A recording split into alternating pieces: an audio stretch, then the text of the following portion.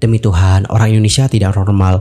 Mereka pun lantas meminta FIFA dan AFC mengambil tindakan agar melindungi wasit mereka. Selevel Richard Lee aja nggak buat aku down, apalagi cuma perempuan kayak kamu. Hola everyone, I'm Sokim and welcome back to my YouTube channel. Guys yang lagi nonton, gimana kabarnya hari ini? Apakah dalam kondisi yang baik saja? Atau mungkin sebaliknya nih, lagi dalam kondisi enggak baik aja ya guys? Apapun yang terjadi, kalian gak boleh menyerah ya guys. Ayolah semangat, fighting! By the way, dalam video kali ini kita bakal bahas tentang topik-topik yang lagi rame banget diperbincangkan di kalangan netizen Indonesia. Dan langsung aja yuk guys, kita mulai dari topik pertama. Di topik pertama, kita bakal bahas tentang bagaimana fotografer dari Bahrain yang menuding orang Indonesia hateful. Jadi guys, sebelum lama ini ada sebuah akunnya ini dimana dia itu melabeli dirinya sebagai fotografer. Kemudian di bagian bionya dia juga menuliskan liputan berita dan video olahraga Bahrain. Untuk mengiklankan atau mensponsori akun yang ini, silakan hubungi kami melalui Instagram ataupun WhatsApp. Jadi udah jelas ya guys, untuk akun ini merupakan akun liputan berita dan juga video olahraga Bahrain. Sehingga nggak mengherankan jika dia memposting tentang hal-hal yang berhubungan dengan olahraga. Dan baru-baru ini dia itu mengunggah fotonya seperti ini. Fotonya menampilkan seorang pria yang maybe merujuk kepada wasit di pertandingan kemarin. Dan masih di foto yang sama terlihat juga ya guys, ada tulisan 90 plus 6 sama dengan 99. Apa maksud dari 90 plus 6 sama dengan 99? Jadi guys, hal ini tuh dapat merujuk kepada sang wasit yang nggak kunjung meniupkan peluit pertanda pertandingan usai. Kala itu, 90 menit waktu normal pertandingan telah berlalu nih. Wasit keempat memutuskan bakal ada tambahan waktu 6 menit. Dan kala itu butuh beberapa saat untuk menyiapkan tendangan bebas untuk Bahrain. Wasit Al-Kab sendiri meniup peluit tanda pelanggaran pada menit 89.34. Tetapi pemain dari Bahrain yaitu Mahrun baru menghajar bolanya pada menit ke 91.51. Maka setelah tendangan bebas dari Mahrun melebar, hanya tersisa kira-kira 4 menit sebelum pertandingan diharapkan usai. Dan di saat Ragnar Orotmangun dilanggar oleh pemain Bahrain beberapa detik jelang 96 menit berlalu, banyak yang telah bersiap untuk bersorak merayakan kemenangan tim Garuda. Laganya diharapkan usai setelah Indonesia mengambil tendangan bebas. Namun, detik demi detik berlalu, wasit nggak juga nih guys meniup peluit panjang tanda laga usai. Wasit Al-Kab lantas membiarkan pertandingan terus berjalan selama kira-kira 3 menit ke depan. Dan kedua tim pun masih sempat saling berbalas serangan. Hingga akhirnya pada menit ke-99, Bahrain mendapatkan tendangan sudut yang berujung pada gol kedua mereka. Dan barulah setelahnya sang wasit menuntaskan pertandingan dengan skor akhir 2-2. Selain itu di akun Bahrain, mereka kan juga ngunggah ya guys foto dari timnas mereka. Dan dapat kalian perhatikan yang di garis kuning. Nah di garis kuning ini menunjukkan kapan gol itu tercipta atau kapan gol kedua itu tercipta. Dan mereka menuliskannya di angka 90 plus 6. Hasil dari 90 plus 6 sendiri adalah 96. Sementara seperti yang kita ketahui, golnya itu tercipta pada menit ke 99. Dan balik lagi berbicara tentang postingan dari sang fotografer. Nah teman-teman, untuk sang fotografer yang sudah punya followers 73 ribuan di Instagramnya ini mengatakan seperti ini. Demi Tuhan, orang Indonesia tidak normal. Mereka sangat penuh kebencian. Mereka memposting beberapa foto di jalan, termasuk yang ini di sebuah prasmanan. Dan akhirnya unggahan ini langsung dikomentari nih guys oleh banyak netizen, khususnya adalah netizen Indonesia. Beberapa dari mereka berkomentar seperti ini. Apresiasi untuk Irak, orang Indonesia dikalahkan oleh Irak 4 kali loh berturut-turut, tetapi kami menerima kekalahan, kami nggak mengeluh sama sekali. Kenapa? Karena Irak tahu cara bermain yang adil. Mereka menjunjung tinggi nilai sportivitas. Nggak perlu diving, nggak ada pengaturan pertandingan, nggak ada bantuan wasit. Jadi pelajari konsekuensinya. Tindakanmu kemarin akan selalu ada dalam ingatan kita. Itu adanya. Habibi. Lucu dan kocak banget. Kamu pikir cuma orang Indonesia yang marah dan suka menebarkan kebencian? Seluruh dunia juga marah dan juga mengolok-olok keputusan wasit dan drama pemainmu di banyak platform media sosial. Mungkin yang ngasih foto itu bukan orang Indonesia.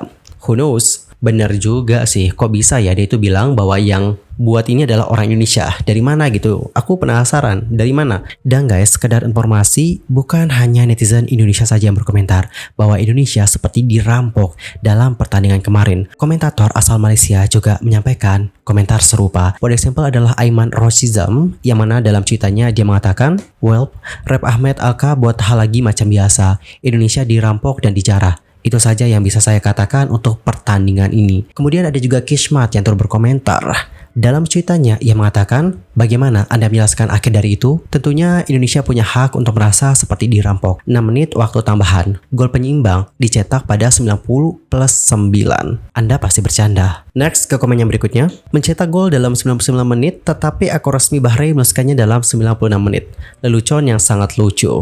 Nggak normal lu kata. Lu yang nggak normal. Gila, kita memperjuangkan hak dan kebenaran dibilang nggak normal. Wah. Alright, jadi seperti telah beberapa komentar-komentar dari para netizen Indonesia di unggahan tersebut. Kalau menurut kalian sendiri gimana nih? Antar komen ya di kolom komentar. Dan sebenarnya bukannya udah jelas juga ya, kenapa netizen Indonesia bisa semarah itu atas hasil pertandingan kemarin. Di sisi lain, Oman Football Association mengeluarkan pernyataan nih guys, yang isinya mengecam tindakan kekerasan verbal yang ditujukan kepada wasit Ahmed Alkaf dan asistennya seusai laga Bahrain versus Indonesia. Mereka pun lantas meminta FIFA dan AFC mengambil tindakan agar melindungi wasit mereka. Dan berikutlah bagaimana statement lengkap mereka, coba kita lihat ya guys. Asosiasi Sepak Bola Oman mengutuk dengan keras serangan yang tidak beralasan dan penggunaan bahasa yang mengancam dan mengintimidasi terhadap wasit internasional Oman yang bernama Ahmed Alkaf dan asistennya setelah pertandingan antara tim nasional Bahrain dan Indonesia di kualifikasi Asia untuk Piala Dunia. Kami menegaskan penolakan mutlak kami terhadap perilaku yang tidak sesuai dengan konteks tersebut oleh jumlah penggemar dan juga beberapa pihak terkait, memperingatkan konsekuensi dari perilaku yang tidak sesuai dengan konteks tersebut. Kami menegaskan penolakan mutlak kami terhadap perilaku yang tidak sesuai dengan konteks itu oleh jumlah penggemar dan beberapa pihak terkait, memperingatkan konsekuensi dari perilaku yang tidak sesuai dengan konteks tersebut, dan menekankan komitmen staf Oman sepanjang sejarah mereka yang terhormat terhadap tingkat profesionalisme tertinggi dan menerapkan tingkat transparansi, integritas, dan imparsialitas tertinggi sesuai dengan standar internasional. Inilah yang membuat mereka memenuhi syarat untuk menjadi wasit elit Asia. Asosiasi Sepak Bola Oman meminta FIFA dan Konfederasi Sepak Bola Asia untuk memikul tanggung jawab mereka sesuai dengan aturan dan juga peraturan yang berlaku untuk melindungi wasit dan memastikan keamanan dan keselamatan mereka. Kami mengkonfirmasi bahwa kami terus bergerak maju dalam koordinasi dengan otoritas terkait untuk mencapai tujuan yang sama. Asosiasi Sepak Bola Oman sekali lagi berjanji untuk melanjutkan dukungannya terhadap tim wasit Oman yang dipimpin oleh wasit internasional Ahmed Alkaf, yakin dengan kompetensi mereka, memuji level mereka, dan berharap kesuksesan dalam karir kontinental dan internasional mereka. Alright, jadi seperti itulah bagaimana statement dari Asosiasi Sepak Bola Oman. Di kabar lainnya, ada anggota Komite Eksekutif PSSI yaitu Arya Sinulinga yang telah menyentil balik respon dari Konfederasi Sepak Bola Asia atau AFC perihal protes timnas Indonesia di laga kontra Bahrain. Arya membantah PSSI belum mengirimkan protes resmi kepada AFC perihal keputusan kontroversial wasit dalam matchday ketiga grup C putaran ketiga kualifikasi Piala Dunia 2026 zona Asia pada hari Kamis tanggal 10 Oktober 2024 itu. AFC sendiri melalui Sekretaris Jenderal Winsor John mengklaim bahwa PSSI belum memberikan surat protes resmi kepada mereka terkait keputusan kontroversial wasit Ahmed Alkaf. Seperti yang dikutip dari News Straits Times, beliau mengatakan, kami butuh PSSI ini untuk mengklarifikasi apa sih yang mereka keluhkan, apakah itu performa, manajemen waktu, atau masalah spesifik lainnya.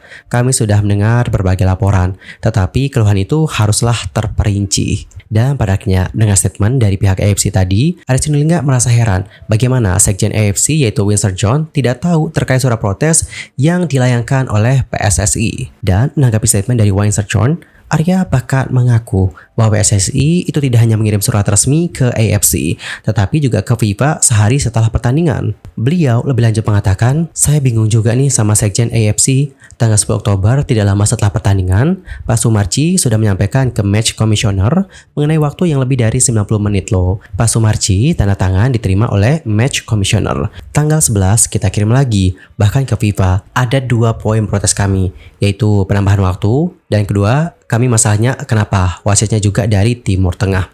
Arya lantas berharap AFC bisa merespon protes PSSI dengan baik, bukan justru mempertanyakan kembali apa poin yang dikeluhkan oleh PSSI. Lebih lanjut, beliau menegaskan, kami harap AFC memprosesnya. Jangan bilang tidak sampai protes kami, karena kita sudah protes dan berkirim surat. Bahkan ke FIFA, prosedural sudah dilakukan. Well, jadi seperti itulah bagaimana statement dari Arya Sinulinga ya guys.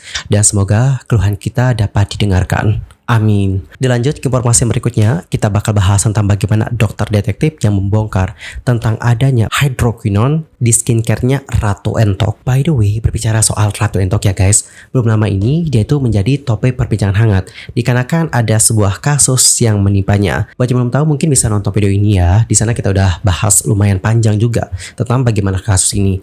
Intinya adalah Ratu Entok itu dilaporkan nih guys atas kasus penistaan agama. Kenapa dirinya bisa disebut penista agama? Hal itu adalah dikarenakan sebuah video dia seperti meminta agar Yesus Kristus memotong rambutnya supaya tidak menyerupai wanita.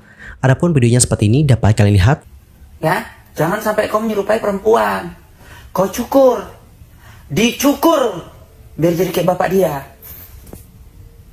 Dicukur, kalau laki-laki rambutnya harus botak, dicukur cepat. Ya harus kayak ini kau apa?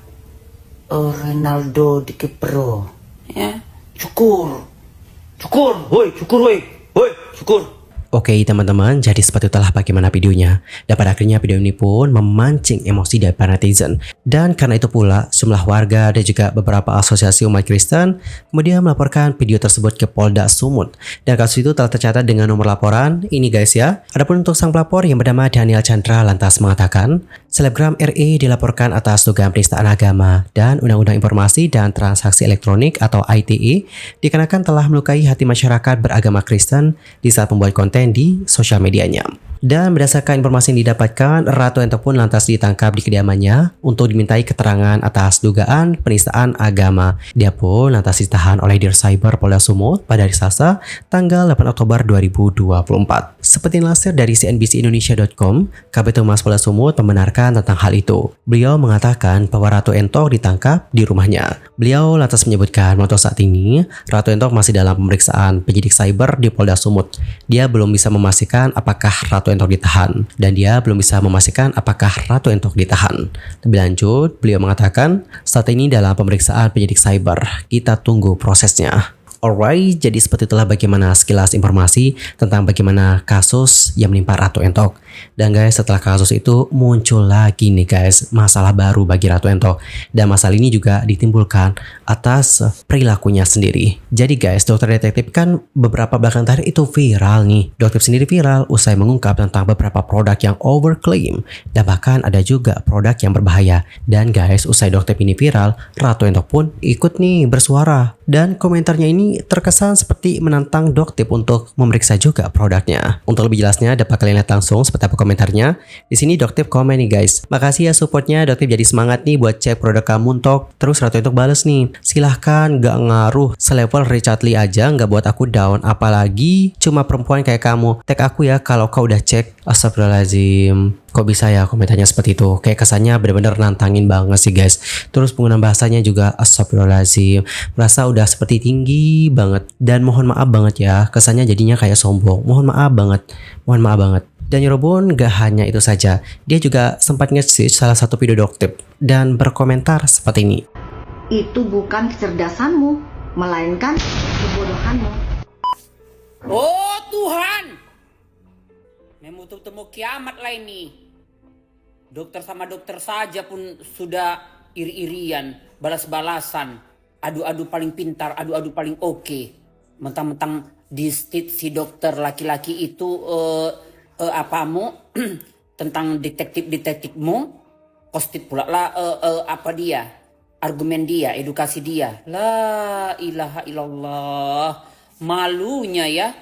Para dokter malah jadi huru-hara, saling menyerang, saling merasa paling oke, paling pintar, paling bisa mengedukasi. La ilaha illallah. Apalah kalian cari? Kurang kaya kalian. Lah Tuhan. Gak lama-lama ya hidup di dunia ini dah. Gak lama-lama. Ya semoga dapat hidayah kalian semua ya. Ya. Gemuruh kali kalian untuk mengejar popularitas ya, nama dan segala macam itu ya. Lah Tuhan, malu ya sesama dokter ini ya, entahlah udah nggak ngerti lah aku ya. Dokter detektif, kalau memang kau merasa lebih pintar dan memang oke kali lah dengan kau menjadi dewa overclaim ini ya, hak kau itu kan. Nanti kau pertanggungjawabkan itu semua di pada masyar.